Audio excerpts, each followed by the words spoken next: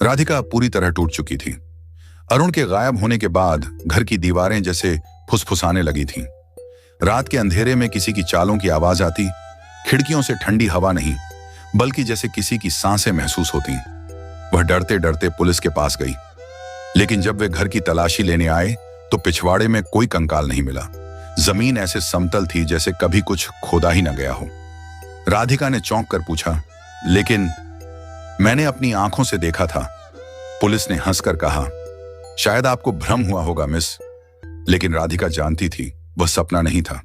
उस रात उसने तय किया कि अब वह इस डायरी का अंत जानकर ही रहेगी। उसने पुरानी चीजों में खोजबीन शुरू की।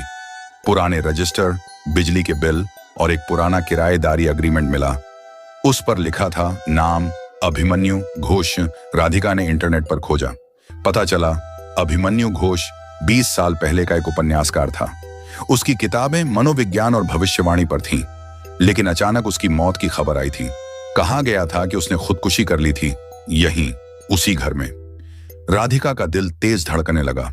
वह उसी रात डायरी लेकर उस कमरे में गई जहां कभी अभिमन्यु रहता था। दीवारें सीलन से भरी थीं, पर एक कोने में कुछ निशान थे, जैसे किसी ने दीवार के अंदर कुछ छिपाया हो। उसने दीवार को खुरचना शुरू किया। अंदर से एक लोहे का छोटा सा बक्सा मिला। बक्से में पुराने कागज, कुछ तस्वीरें और एक ऑडियो टेप। उसने टेप को पुराने रिकॉर्डर में चलाया। रिकॉर्डिंग में एक भारी आवाज आई, अगर तुम यह सुन रही हो तो शायद मैंने तुम्हें चुन लिया है। राधिका के रोंगटे खड़े हो गए। ये डायरी भविष्य नहीं बताती, आवाज जारी रही। ये उन डर को सच करती है जिन्हें पढ़ने वाला अपने मन में पैदा करता है। जिसने इसे पढ़ा वह खुद अपनी किस्मत लिखता है। राधिका की सांस अटक गई। इसका मतलब अरुण, कंकाल और सारी घटनाएं उसके डर की ही उपज थीं। डर ने उसकी हकीकत को निगल लिया था। लेकिन तभी उसने टेप का आखिरी हिस्सा सुना, और अगर कोई इसे जलाने की कोशिश करेगा तो डायरी एक नया मेजबान ढूंढ लेगी। अचानक टेप रुक गया। कमरे की बत्ती झपकी और हवा का तेज झोंका आया। डायरी अपने आप जमीन पर गिर पड़ी और उसके पन्ने खुलने लगे। राधिका डर कर पीछे हटी। एक पन्ना चमक उठा। उस पर लिखा था, डायरी ने नया मालिक चुन लिया है।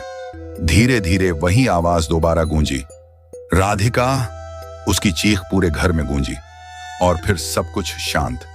अगली सुबह पड़ोसी ने दरवाजा खटखटाया। दरवाजा खुला मिला। घर खाली था। टेबल पर डायरी रखी थी।